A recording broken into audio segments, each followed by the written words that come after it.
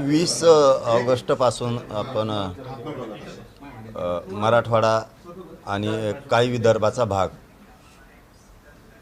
20 August ते 25 ऑगस्टच्या दरम्यान दौरा ठेवला आहे. मराठवाडा पण ठेवला आहे पूर्ण आणि काही विदर्भ पण आहे, म्हणजे अकोला बुलढाण्याचा यवतमाळचा काही भाग आणि मराठवाड्याचा. परंतु आता उद्या किंवा आज संध्याकाळी डिक्लेअर दौरा करूया. जर कदाचित तब्येत बरीच नाही झाली तर माझ्या मराठा समाजालाही सांगितलं आहे मी की तुमच्या खांद्यावरती जबाबदारी घ्या. शेवटी दौरा होईल किंवा नाही होणार, जे व्हायचं असेल ते होईल, पण समाजाचे लेकरं जे अडचणीत संकटात आणलेत ना, त्यासाठी माझ्या मायबाप मराठ्याने पेटून उठा रे.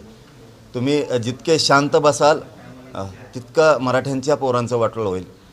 आक्रमक व्हायचं शिका, रस्त्यावर येऊन मागायचं शिका, जिथं जिथं अन्याय झाला आहे तिथं तिथं जाऊन आवाज उठवायचं मराठ्यांच्या पोरांनी आणि मराठा समाजाने शिकलं पाहिजे. दबून राहू नका. दबून राहिलात तर जीवन तुमचं उद्ध्वस्त होणार आहे. दबून राहू नका. कुणाला भ्यायचं काम नाही आहे, कोणाच्या दबावाखाली वागायचं काम नाही. मराठ्यांनी दबावाखाली कोणाच्या वागायचं बंद करा. समाज सगळा संपून जाईल. जे समाज किंवा जे पोरं आक्रमक झाले, अन्यायाच्या विरुद्ध लढले, त्यांना न्याय मिळाला.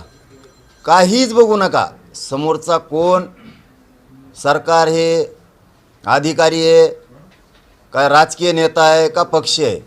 जो अन्याय करतो त्याच्या विरोधात असे चवताळून उठले पाहिजेत मराठी. म्हणून दौरा होईल नाही होईल, शक्यतो 20 ऑगस्ट ते 25 ऑगस्ट दरम्यान होणारच. पण शेवटी मला 29 ऑगस्टला उपोषण करायचे. त्यामुळं माझ्याकडेही समाजानं लक्ष ठेवा की मलाही तब्येतीची थोडी काळजी घ्यावं लागणार आहे, आराम करावा लागणार आहे. कारण 29 ऑगस्टच्या नंतर पुन्हा जीवघेणा प्रवास सुरू होणार आहे उपोषणातून. म्हणून नाही आलो तर नाराज होऊ नका. तुम्ही तुमच्या खांद्यावर जबाबदारी घेऊन घराघरात गावागावात जा.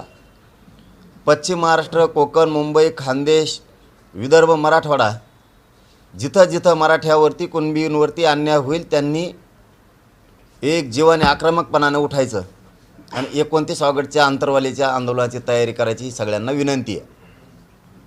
पटेल, एक तुम्ही एरवी बोलत नाही ओबीसी नेत्यांवर, पण एक वाक्य तुम्हाला ऐकून दाखवतो. पैसा आणि गोंडस मुलं पाहून मराठा समाजाच्या मुली ओबीसीच्या घरात घुसतात आणि त्यांच्याशी लग्न करतात, संसार करतात, असं नवनाथ वाघमारे म्हणतात. काय असतं बघा, आम्ही कधीही, मी इतका बोलतो पण कोणाच्या लेकी बाळीवरती कधी बोललो नाही, महिलांवरती आणि गोरगरीब समाजावरती बोललो नाही. मी इतका बोलतो की प्रचंड, पण मी कधीच हिंदू असेल, मुस्लिम असेल, बौद्ध असेल, कुठल्याच जातीतल्या लेकी बाळीला कधी बोललो नाही, कधीच बोललो नाही. आणि गरीब समाजालासुद्धा बोललो नाही, नेत्याला बोललो. पण मराठ्यांच्या लेकी बाळीवरती जर कोणी बोलणार असेल, 100% ती घुरट पैदाशी, 100%. कारण ज्यांच्या तोंडातून लेकीबाळींबद्दल असं येतं आहे जाहीरपणानं मीडियावरती, 100% ही वड्या वगळीची चावला दे. खूप खूप जणांनी ही केलेली, आणि ते अंदाजे तसं दिसतंय. पण प्रत्येक माणूस बोलायला लागला की ते हातात हात देण्याऐवजी अगोदर ढुंगण पुढं करतो. म्हणजे ते दिसतं बी, काहींच्या मनगटात दम असतो, याच्या ढुंगात दम आहे. त्याच्यामुळे ते दिसतंय पण तसं. म्हणजे आता कसं आला असं ते समजून घ्या. ही प्रकार करणाऱ्या अवलादी, समाजात दुही निर्माण करणाऱ्या अवलादी आणि समर्थन करणाऱ्याच्या त्याच्यापेक्षा बेकार फायदाशी, त्याच्यापेक्षा पण.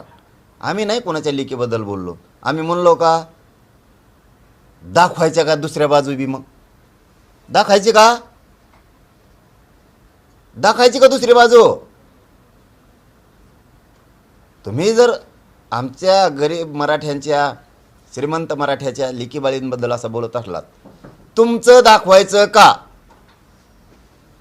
लय वासुदेव होईल बरं. मग इतक्या नीच थराला जर तुम्ही गेलात ना, मराठ्यांचे पोट्टे गाबडे सुद्धा सोपे नाहीत. मग हो, तुम्ही आता लई वाईट थराला गेलात. आम्हाला त्याच्यापेक्षाही वाईट थराला जाता येतं. सुरुवात तुम्ही केली ना आता मराठीसुद्धा त्याच भाषेत तुम्हाला बोलणार. पण पाटील अशी भाषा समर्थनीय नाही ना, कोणाचीही असलं तरी. आंदोलकांची भाषा असावी. आता काही लोक त्यांच्याकडे असे म्हणतात की पाटलांची भाषा अनेकदा घसरते म्हणून. दाखविता का एखादी? मुख्यमंत्र्यांच्या बद्दल, त्यांच्या घरच्या बद्दल बोलतात. अरे ती भाषा आहे. आज पळून गेली म्हणतो का आई? आय पळून गेली म्हणलो काय? असं काही जोडू नका कोणीकडचे कोणीकडं. भाषा डायरेक्ट म्हणणं, आमकी पळून याच्या घरात घुसली, त्याच्या घरात घुसली. मी घुसली म्हणलो का? तुम्ही जो प्रश्न विचारला मी म्हणलं त्याच्या त्याच्या दुसऱ्याच्या घरात घुसली,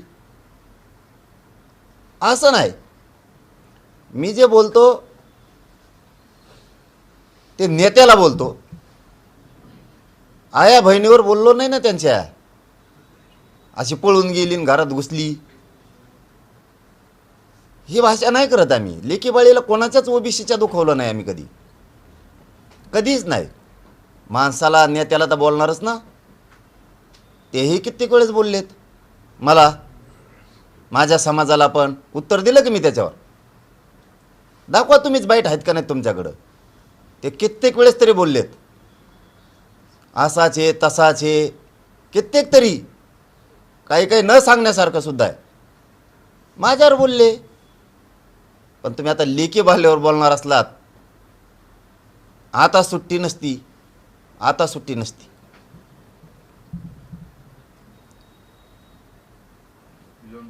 पाटील, काल जी बैठक झाली तुमच्या अभ्यासकांची, बरेच चर्चा झाली, दावे झाले. काय ठरलंय फायनली? काय वर्कआउट झालंय का ते? माझं कर्तव्य जे होतं समाजापुढं ते मी पूर्ण केलं, 100% पूर्ण केलं. राज्यातल्या सगळ्या अभ्यासकांना 16 ऑगस्टला म्हणजे मी काल बोलवलं. 29 ऑगस्टला उपोषण करायचं आहे. पुढचे जे आर कसे काढायचे, मागच्या काढल्यात काय सुधारणा करायची का, काय काय करायचं याच्यावरती माझं कर्तव्य मी पार पाडलं. उद्या मला मराठा समाज म्हणला असता हे अभ्यासक हमेशा विरोधात बोलतेत, हे हमेशाच म्हणतात आमचं ऐकून घेतलं नाही, आम्हाला दुरुस्त्या सांगायच्या होत्या ते ऐकून घेतल्या नाही, जे आर चुकीचं आहे तर दुरुस्त करा, असा असा करा, हे आम्हाला सांगायचं होतं. पण जरांगे पाटील आम्हाला बोलून देत नाही, बोलविलं नाही, म्हणून निवांत 16 तारखेला या म्हणून सांगितलं होतं. महाराष्ट्रापुढं दिसलं यांना गोरगरिबाशी एकनिष्ठ राहायचं नाही आहे. यांना फक्त मराठ्यांच्या विरोधात मराठ्यांचेच असून काही अभ्यासक समन्वयक फक्त यांना बोलायचं आहे. हे सिद्ध झालेलं आहे. त्यामुळं आता इथून पुढं किमान त्यांना आता मराठ्यांच्या प्रश्नाविषयी बोलता येणार नाही, कारण त्यांची एकनिष्ठता पक्षाची एकच समाजाशी आहे. हे आता मराठा समाजासमोर उघडं झालं. मराठी सरळ म्हणणार आहेत आता तुम्हाला बोलवलं होतं आले नाही, जे आलेत त्यांना जे विचारलं त्याचे उत्तरं का नाही दिले. आणि मग तिकडे मीडियात बोलायचं आणि इथं समोरासमोर किती चान्स होता. समोरासमोर मीडियाच्या समोर मी जर चुकीचं आहे तर मला उघडं पाडायचं मीडिया पुढंच. आमच्यापासून लांब जायचं 100-50 किलोमीटरवर मग बोलायचं. त्यापेक्षा इथं मीडिया, इथंच लोक पण आहेत. मी जर दोषी आहे तर मला मीडियासमोर उघडं पाडायचं. पाटील, आतापर्यंत तुम्ही अनेक उपोषण केले, त्यामध्ये तुमच्या मागण्या तर काही मान्य झालेल्या आहेत, काही बाकी आहेत. पुढे कुठल्या मागण्यांना घेऊन कुठली प्रमुख मागणी असेल जी घेऊन तुम्ही 29 तारखेपासून उपोषण करणार? बरोबर. 58 लाख नोंदी ज्या मिळाल्या त्या 58 लाख नोंदीचे मला प्रमाणपत्र पाहिजे.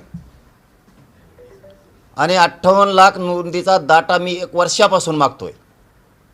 सरकारला त्या नोंदी कमी करायच्यात जाणून बुजून 58 लाखाच्या. त्यांना 58 लाख प्रमाणपत्र मराठ्याला द्यायचे नाही आहेत. नोंदी कमी करायच्यात म्हणायचे फक्त एवढ्या सापाड्या. ते मी होऊ देणार नाही.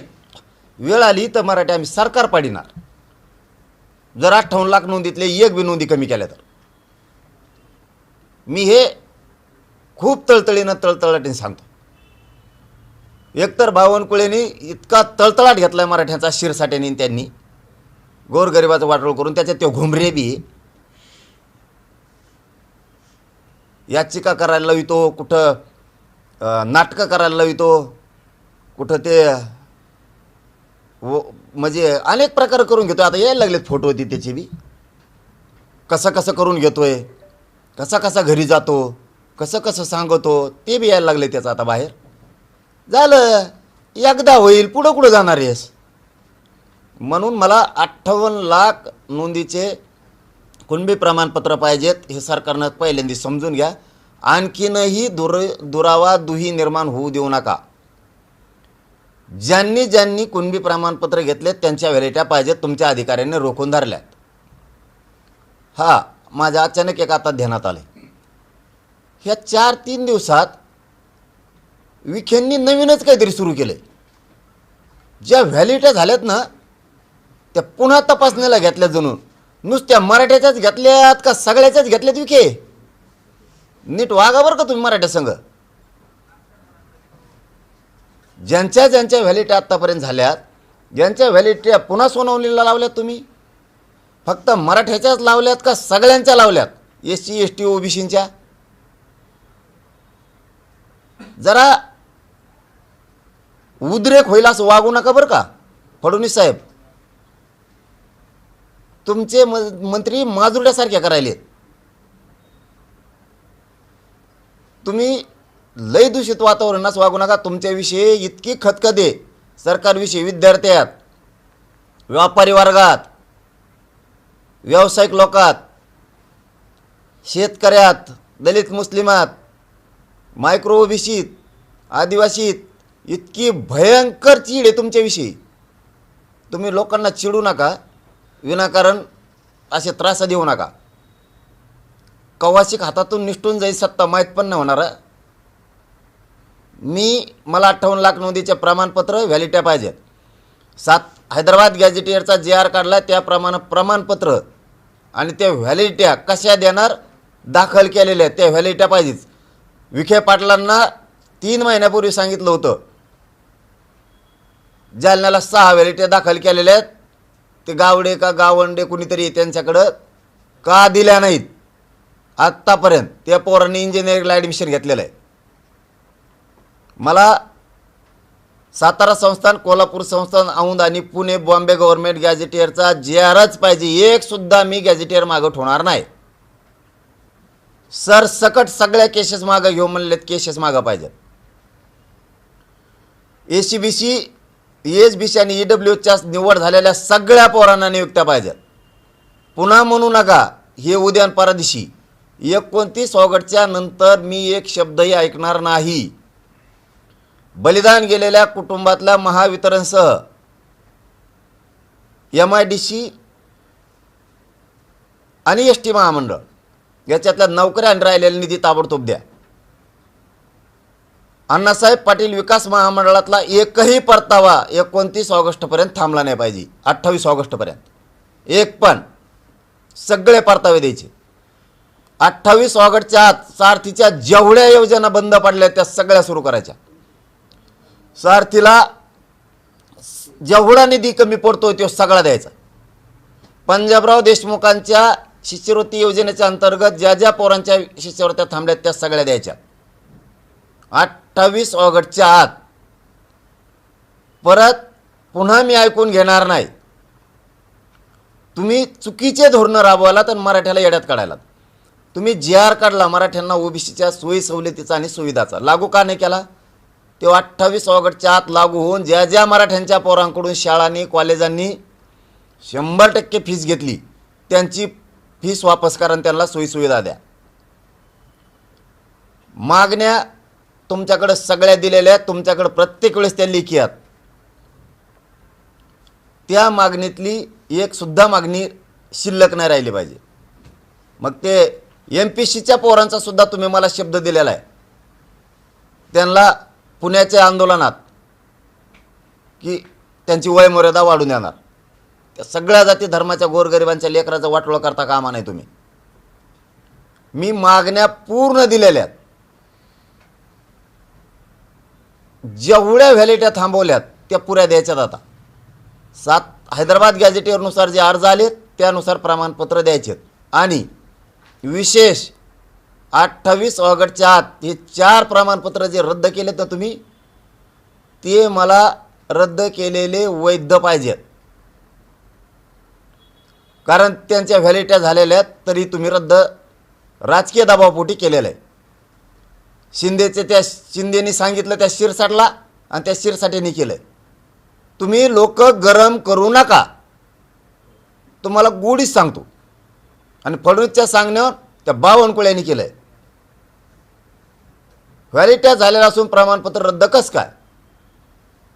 बघा, एक इथलं गौरचं प्रकरण आहे, तिच्या चुलत्याचं कुणबी आहे पुढं लिहिलेलं आणि खाली नुसतं कू कू आहे. काल सांगितलं मी तुम्हाला, ते म्हणतो वरचं कुणबी आहे बरोबर आहे, पण हे खालचं तुमच्या खाली कुठे डॅश डॅश मारले असतात सदर म्हणून, तर कुचं कुत्रं होतं, कुलकर्णी होतं, हे अधिकारी. मग कुणबीच्या वर फक्त गु गु गु गु गु लिहिलेले. त्याचा अर्थ काय काढणार आहे अधिकारी? मराठ्यांविषयी किती नीच पातळी असा. पण ह्या वेळेस आरक्षण गाड्यानं तुम्ही आता मराठ्याच्या प्रतिष्ठेला हात घातला ना. आरक्षण एक दिवस लेट, पण 29 ऑगस्टच्या नंतर आम्ही सरकारची जिरविणारच. आता हो दे काय व्हायचं ते. मग काही सूचना केल्यात का कालच्या तुमचे जे अभ्यासक आले होते त्यांनी त्या हैदराबाद सीआयडी मध्ये जेआरच्या दुरुस्ती? काय असतं केंद्र सर, बरं का, माझं कर्तव्य मी इमानदारीनं पार पाड. माझ्या समाज संभ्रमित होता, जसं आता सरकारनं 4 प्रमाणपत्र रद्द करून संभ्रमित केला होता, तसं यांचं असं म्हणणं असायचं की जेआर चुकला, आमचं ऐकलंच नाही, आम्हाला बोलून दिलं नाही, आम्हाला वाचूनच दिला नाही. ठीक आहे बाबा, चुकलं तर चुकलं, 1 वर्षानं तुला बोलून घेतलंय, सांग काय दुरुस्त्या करायच्या. नाही केल्या तर मग मला बोल. नाही नाही ते नाही, आता नाही आता का नाही, हे तुम्ही मला बिड्यात कशावर बोलता? जेआर चुकला, प्रमाणपत्र मिळणार. मग तुझ्या डोक्यात काय आहे त्यांनी प्रमाणपत्र मिळते ते मला सांग. मी काढलेल्या जेआरनी प्रमाणपत्र मिळत नाही तर तुझ्या मनाने कसा काढायचा? मग ते मिळतील ना, एक सांगा ना.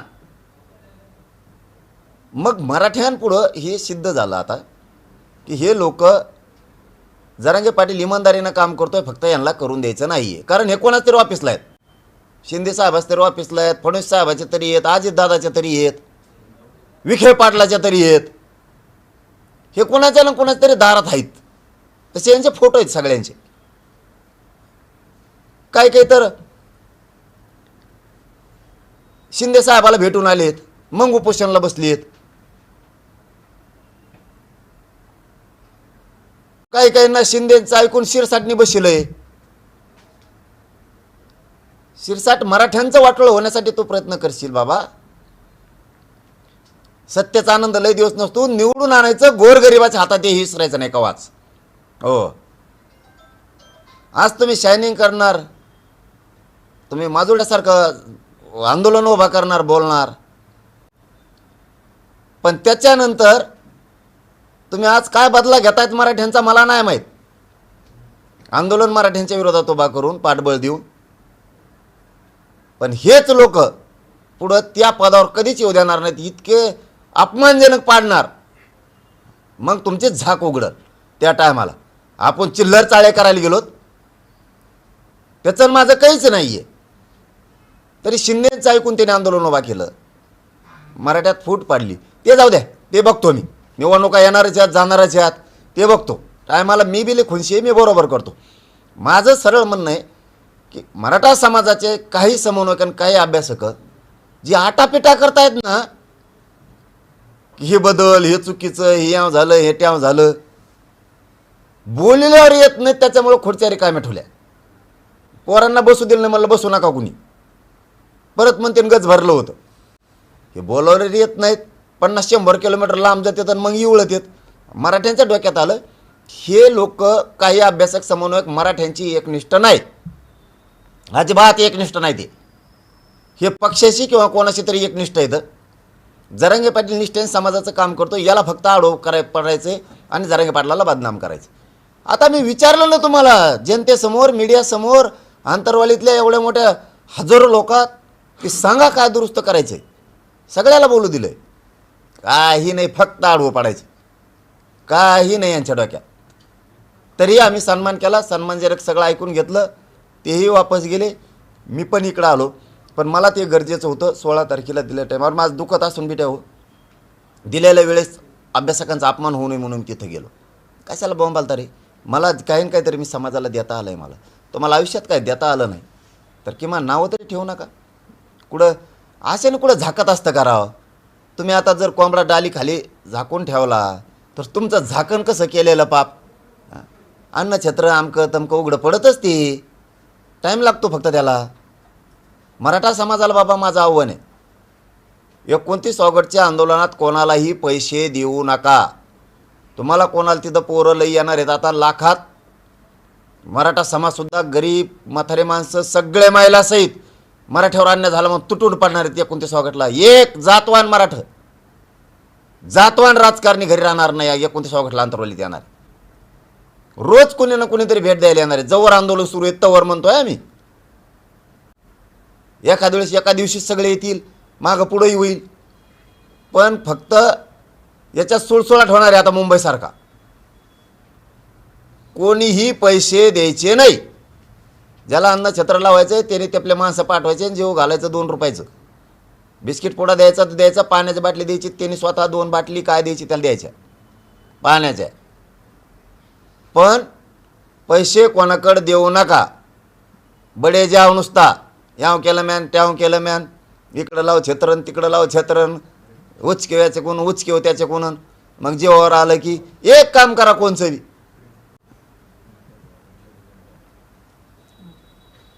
पाटील, तुम्ही एवढं पोट तिरकीने बोलताय, पण काल जेवढे जी आर काढलेले आहे, या जी आरची आपल्याच मराठा बांधवांकडून होळी करण्यात आलेली आहे. हे बघा, आंदोलनाच्या बाबतीत बोलायचंच ठरलं. आपण आत्तापर्यंत वेगळ्या विषयावर बोललो, आता वेगळ्या विषयावर बोलतोय. आंदोलन करायचं ठरलं तर प्रत्येकाला अधिकार आहे आंदोलन करण्याचा. सरकारच्या विरोधात प्रत्येकजण आंदोलन करू शकतो. माझ्या विरोधात ते बिचारे काही बोललेच नाही, मी काय बोलू? मग मी दाखवतो. नाही, हैदराबाद गॅझेटियर झालं असं म्हणणं आहे. ते तुमच्या प्रयत्नानंतर निघालं होतं, बाकी काय. आपण ते सरकारला म्हणले ना, मला नाही ना म्हणले. मला म्हणल्यावर तर मी बोलून घेतलं होतं, मग दाखवलं असतं मी मला काय दाखायचे ते. त्यांच्या मागण्या देखील अशा आहेत की ज्यांना हैदराबाद गॅजेट चा फायदा होत नाही ती वगळून इतर जे मराठा समाज आहे त्यांना वेगळं आरक्षण लागू करावं, त्यांना राजकारणातलं आरक्षण नको, शिक्षण. दादा, त्यांच्यावर आपण दुसऱ्या प्रश्नावर जाऊ. त्यांच्यावर काय वेळ घालत? ते सरकारला मागण्या केल्यात, मला थोड्याच केल्यात. मला केलं असतं तर ठीक होतं ना. झालं पाटील. ओके दादा.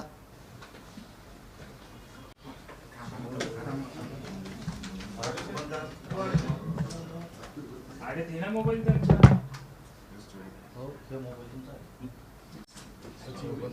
वाजल्यापासूनच